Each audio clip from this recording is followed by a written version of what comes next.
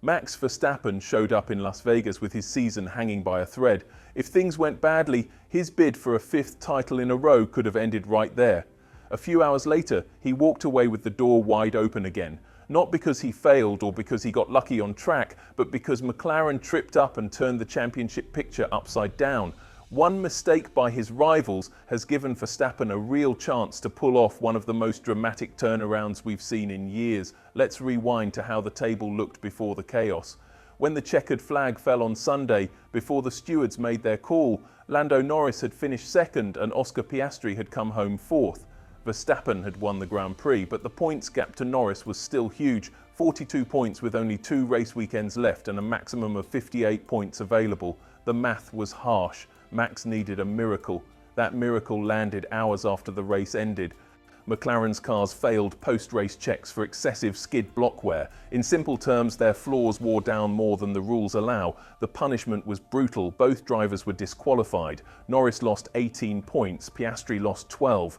30 points in total vanished from McLaren's tally, and the entire championship exploded back into life. The updated standings tell the story. Norris still leads on 390 points, but Piastri and Verstappen are now level on 366 points apiece, split only by countback. That means they have the same total, and the tie is broken by who has more wins and better finishes. Even more important, both of them are now just 24 points behind Norris with 2 events left. This is a huge swing. It's wild to think that Verstappen was once 104 points behind Oscar Piastri. That was back in August after the Dutch Grand Prix. Red Bull looked off the pace, McLaren looked unstoppable, and the title seemed decided. But race by race, Verstappen kept chipping away.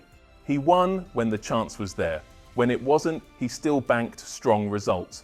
Meanwhile, McLaren started to make small errors, and those small errors have become very costly. Now, after Vegas and those disqualifications, Max has wiped out a 104-point deficit to sit level with Piastri.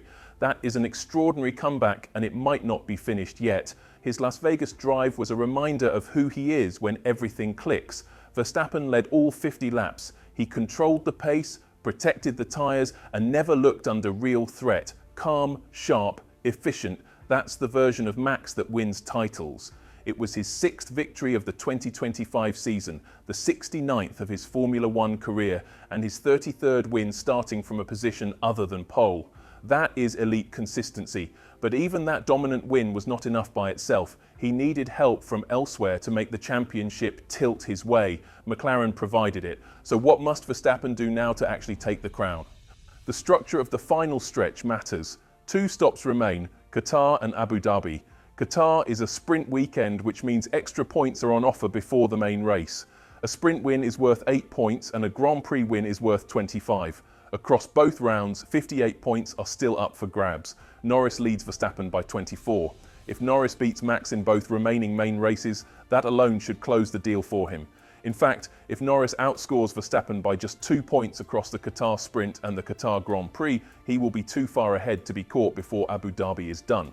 The title is still in Norris's hands. However, there are paths where Verstappen can steal it. They all share one theme. Max needs to win, probably everything. Here are a few clear examples of how it could work out for him. If Verstappen wins the Qatar sprint and both Grands Prix, and Norris finishes 2nd in Qatar, 6th in Abu Dhabi, and 2nd in the sprint, Verstappen becomes champion. If Verstappen wins all 3 sessions, Qatar Sprint, Qatar GP, Abu Dhabi GP, and Norris finishes 3rd in Qatar, 4th in Abu Dhabi, and 2nd in the sprint, both drivers end tied on points. In that case, Verstappen wins the title on countback because he would have 8 race wins versus Norris's 7. If Verstappen sweeps the sprint and both races, and Norris is 2nd in Qatar, 5th in Abu Dhabi, and 3rd in the sprint, Verstappen again wins on countback thanks to the higher number of victories. There's also the extreme scenario.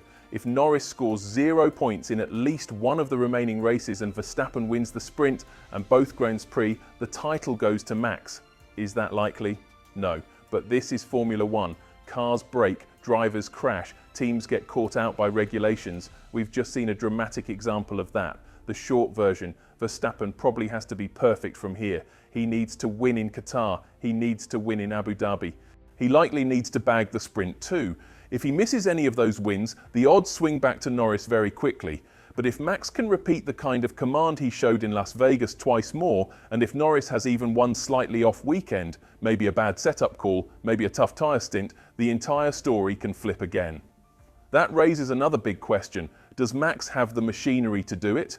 Red Bull has been trending upwards. Across the last 7 race weekends, Verstappen has had race-winning pace at 5 of them. The car looks more planted, the team seems to be finding fixes and upgrades that work, and Verstappen himself is driving with total confidence. When driver, car and team pull together like that, results follow. Yet on paper, Qatar and Abu Dhabi should suit McLaren. Their package has often been the class of the field this year, especially on fast corners and long straights where clean aero and stability matter. On similar tracks, they've looked like the benchmark.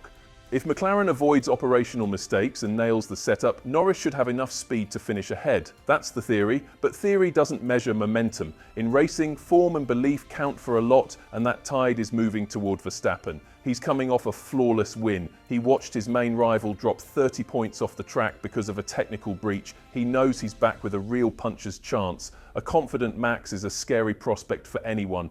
The mental side could decide it. Norris has never been in a title fight this deep into a season. Leading a world championship brings a kind of pressure he's never had to carry before. A 24-point lead sounds safe, but it can disappear fast with one bad afternoon. He will be thinking about every start, every pit stop, every safety car, every track limits cool. That weight can affect choices and pace. Verstappen, by contrast, has already won 4 championships.